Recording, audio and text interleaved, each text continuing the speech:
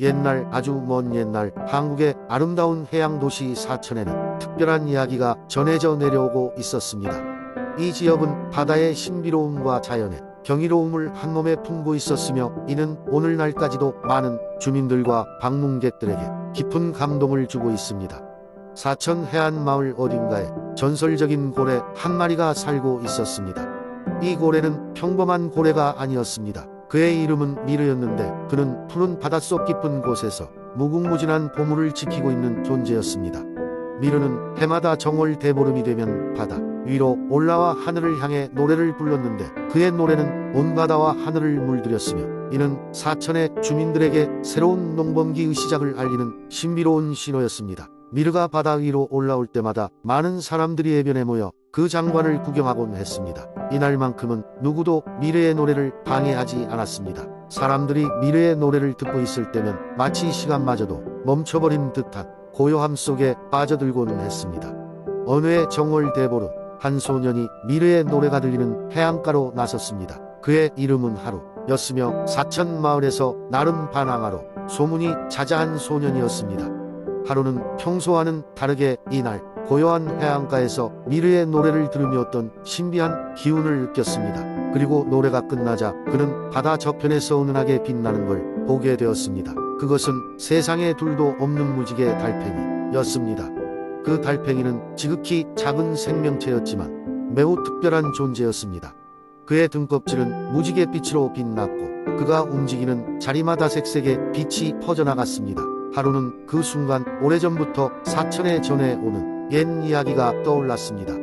그 이야기에 따르면 누구든지 무지개 달팽이를 따라가면 해저에서 가장 값진 보물을 찾을 수 있다고 했습니다. 하루는 망설임 없이 그 달팽이를 쫓아 바다로 향했습니다. 깊고 어두운 바닷속으로 들어가자마자 미르가 그를 반겼습니다. 이미 소문을 들어서인지 미르는 하루를 보고도 놀라지 않았습니다. 대신 그를 부드럽게 그 커다란 몸으로 감싸주었습니다. 그리고 둘은 함께 해저의 신비로운 여행을 시작했습니다. 미르는 하루에게 사천 바다의 아름다움뿐만 아니라 자연의 경이로움, 그리고 인간의 마음가짐에 대한 깊은 이야기를 전해줬습니다. 그 대화 속에서 하루는 자연을 존중하고 사랑하는 마음이 얼마나 중요한지를 깨달았습니다. 미르는 또한 사람들이 자신을 너무 찾아 나서지 말라는 부탁도 했습니다. 그는 사람들이 더 이상 바다가 주는 평화와 자연의 섭리에 감사하는데 집중하길 바랐습니다. 그날 이후로 하루는 마을로 돌아와 다른 사람들에게 바다와 자연의 가치에 대해 전했습니다. 그리고 정말 신기하게도 사천은 그날 이후로 더욱 풍요로워지기 시작했습니다. 마치 미르의 존재와 그의 가르침이 바다에 숨겨진 힘을 마을에 전달해준 듯했습니다. 사천은 그날 이후로도 많은 사람들의 발걸음을 이끌었습니다. 사람들은 그곳에서 미르와 무지개 달팽이의 전설을 듣고 자연의 아름다움을 감상하며 마음의 평화를 찾곤 했습니다. 그리고 여전히 정월 대보름이 되면 사람들은 미르의 신비로운 노래를 듣기 위해 해안가로 모이곤 했습니다. 이제는 전설이 되었지만 사천의 어느 깊은 바다 속에서는 여전히 미르와 무지개 달팽이가 꿈같은 이야기를 계속 쓰고 있을지도 모릅니다. 그들의 이야기는 여전히 사천의 바람과 파도 속에서 속삭여지고 있습니다. 두 번째 이야기. 옛날 옛적 아름답고 평화로운 한국의 부여지방에는 신비로운 연못이 있었습니다. 이 연못은 깊고 푸르렀으며 마을 사람들은 그것이 용왕과 관련이 있다고 믿고 있었습니다.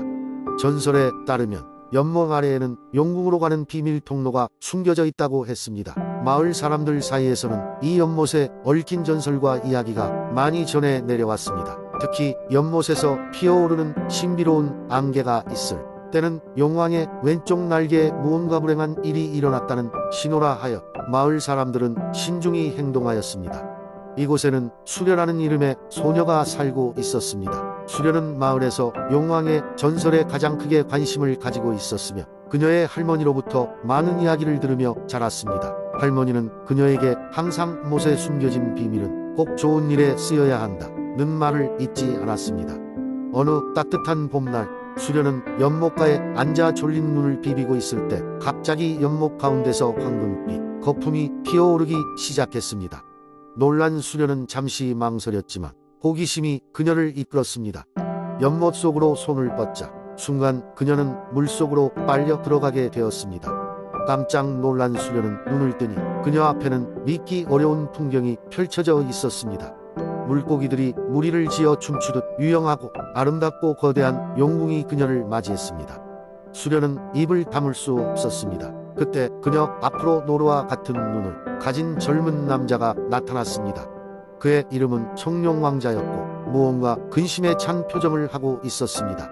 청룡왕자는 수녀에게 용궁의 비밀을 털어놓았습니다. 연못의 거품은 사실 용궁의 힘이 약해지고 있다는 신호였던 것입니다. 얼마 남지 않은 시간 동안 누군가 순수한 마음으로 용왕을 도와주지 않으면 용궁은 영원히 사라져버릴 위기에 처해 있었습니다. 이 말을 들은 수련은 망설임 없이 청룡왕자와 함께 용궁을 구하기로 결심했습니다. 두 사람은 여러 고난과 역경을 극복해 나갔습니다. 수련은 인간 세계의 순수한 물을 모아오고 청룡왕자는 용궁을 정화하는 데 필요한 용의 비늘을 찾았습니다. 그들은 서로를 도우며 힘을 합쳤고 드디어 용궁의 심장이라 불리는 소원의 수정을 찾아냈습니다. 마지막으로 수련은 소원의 수정 앞에서 간절한 마음으로 소원을 빌었습니다. 부디 이 아름다운 용궁이 계속해서 빛날 수 있게 해주세요. 그러자 수정이 빛을 발하며 용궁 전체가 다시 강력한 생명을 얻었습니다. 용왕과 용의 가족들은 수녀에게 감사의 표식을 전했고 그녀는 연못 위로 다시 떠올라오게 되었습니다. 이윽고 수련은 눈을 떴고 맑고 밝은 하늘 아래에서 마을의 일상 소리가 들렸습니다. 마을 사람들은 이 놀라운 경험담을 듣고 수련을 진정한 영웅으로 칭송했습니다. 그리고 그날 이후 부여의 연못은 영원히 변하지 않는 아름다움과 신비로움을 간직하게 되었습니다. 수련은 언제나 그랬듯 평범하게 살아갔지만 그녀의 마음속에는 용왕과의 특별한 인연이 영원히 자리 잡고 있었습니다. 세 번째 이야기. 옛날 옛적 한국의 양구라는 아름다운 산골 마을에 지혜롭고 용감한 소년 순준이 살고 있었습니다.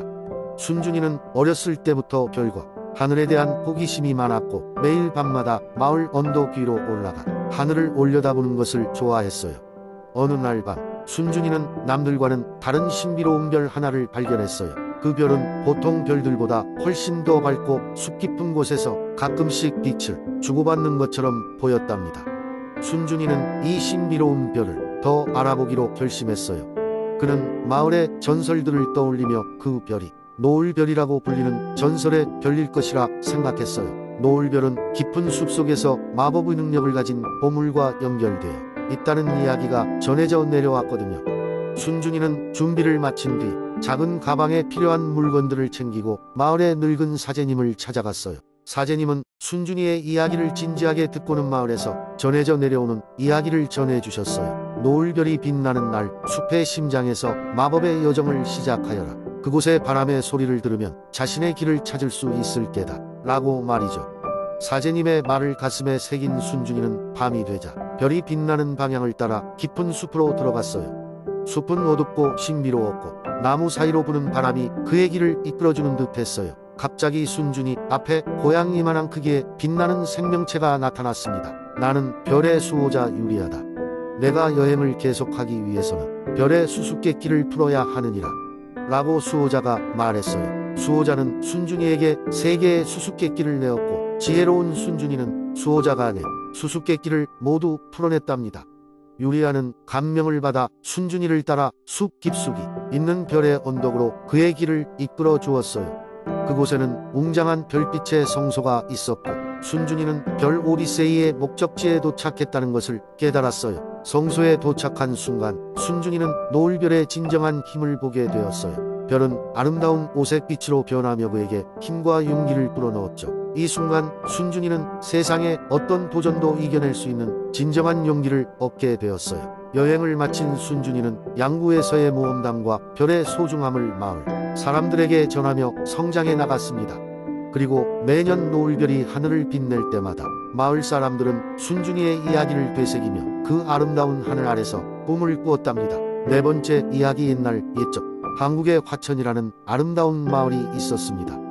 화천은 맑은 물이 흐르는 강과 푸르른 산들로 둘러싸여 있어 자연의 아름다움이 가득한 마을이었습니다. 마을 사람들은 농사를 지으며 평화롭게 살았고 그들 사이에는 따뜻한 정과 우정이 넘쳤습니다. 어느 날 화천에 이상한 소문이 돌기 시작했습니다. 밤이 되면 마을 근처의 작은 언덕 위에 신비로운 빛이 반짝거린다는 것이었습니다. 사람들은 그것이 별이 조각일 것이라고 추측했습니다. 이 소문은 특히 호기심 많은 소년 민호의 귀를 사로잡았습니다. 민호는 별을 좋아하는 소년으로 항상 밤하늘을 올려다보며 반짝이는 별들을 꿈꾸곤 했습니다.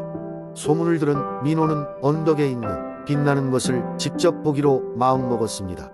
어느 맑은 밤 그는 몰래 집을 빠져나와 언덕으로 향했습니다. 언덕은 밤하늘 아래서 신비로운 기운이 감돌았고 민호의 마음은 설렜습니다. 그곳에 도착한 민호는 놀라운 광경을 목격했습니다. 언덕 한가운데 작은 별이 땅에 내려와 반짝이고 있었습니다. 그 별은 말을 할 줄 알았고 민호에게 다가와 자신이 길을 잃은 별이라며 집을 찾아가는 길을 묻습니다. 민호는 별이 너무도 아름답고 소중해 보였기에 도와주기로 결심합니다. 둘은 밤새 이야기를 나누며 별이 다시 하늘로 돌아갈 방법을 찾기 시작했습니다. 별은 자신이 하늘로 돌아가기 위해서는 진정한 빛을 찾아야 한다고 말했습니다. 그래서 민호와 별은 마을 곳곳을 다니며 진정한 빛이 무엇인지 찾기 시작했습니다. 그 과정에서 민호는 마을 사람들의 따뜻한 마음과 도움을 받게 되었고 그들은 모두 자신의 빛을 비추어 민호와 별을 도왔습니다. 사람들의 사랑과 마음이 모여 작은 별은 점점 빛을 되찾기 시작했습니다. 드디어 별이 떠날 날이 왔습니다. 민호와 마을 사람들은 언덕 위에서 별을 배웅했습니다. 별은 민호에게 고마움을 표하며 언젠가 하늘에서 다시 만날 것을 약속했습니다. 별은 그들의 사랑과 배려로 빛을 되찾아 하늘로 올랐고 밤하늘에 빛나는 별이 되었습니다. 그날 이후로 화천의 밤하늘에는 유난히 밝고 빛나는 별 하나가 항상 떠 있었습니다. 마을 사람들은 그 별을 화천의 빛나는 별이라 부르며 별이 가져다준 사랑과 우정을 항상 간직하고 있었습니다. 그리고 민호는 별을 볼 때마다 자신이 경험한 소중한 추억과 친구를 떠올리며 행복해했습니다.